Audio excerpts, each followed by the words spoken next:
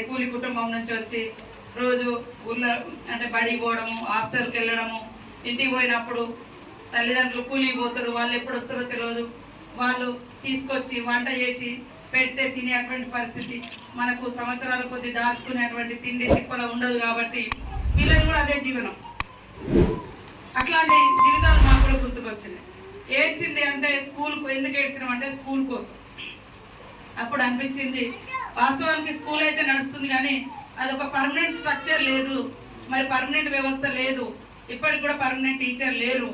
కానీ ఇలాంటి ఇక్కడ ఎట్లాంటి ఊర్లు అయితే ఉన్నాయో అవన్నీ కూడా ఐడెంటిఫై చేసుకొని మనం ఏమి ఇచ్చినా ఇవ్వకున్నా ఆ ఊర్లో ఉండేటువంటి పిల్లలకు కనీసం మరి ఒక మంచి విద్యను అందించాలి, మంచి ఫెసిలిటీ ఉండాలనేటువంటి లక్ష్యంతో ఆ రోజు నేను ఎస్పీ గారితో ఈ విషయాన్ని మరి డిఎస్పీ ఎస్పీ గారితో షేర్ చేసుకోవడం జరిగింది. ఇక్కడ ఈ మారుమూల అడవిలో గ్రామంలో ఈ స్కూల్ కట్టాలంటే మరి మనకి ఎన్ని ఇబ్బందులు ఉంటాయో తెలుసు. దానికి ఎస్పీ గారు అయితేనే కరెక్ట్ అవుతారని మరి ఈ యొక్క ప్రోగ్రామ్ వారికి అందించడం జరిగింది.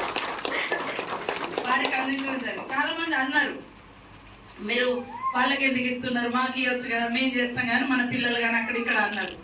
కానీ ఈ స్కూల్ స్టార్ట్ అయిన కాడ నుంచి ఎండ్ అయ్యే వరకు ఎన్నిసార్లు అబ్జెక్షన్స్ వచ్చినాయి ఫారెస్ట్ నుంచి అనేది కూడా చాలాసార్లు ఈ ఊరోళ్ళకి తెలుసు.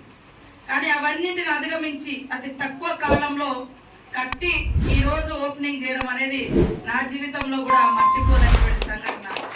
కాబట్టి ఇది అందరి జీవితంలో ఈరోజు 30 మంది పిల్లల జీవితాలకు ఒక మలుపు లాంటిది.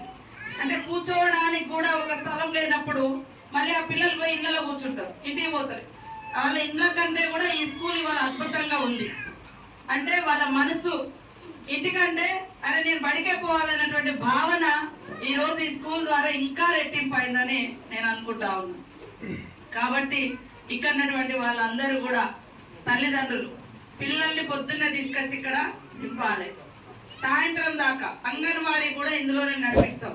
ఇప్పుడు ఎందుకంటే అందరికి కూడా అంగన్వాడీ కూడా స్కూల్ వాళ్ళకు కూడా బేసెస్, తర్వాత యూనిఫామ్స్ అవన్నీ కూడా వచ్చేది ఉంది.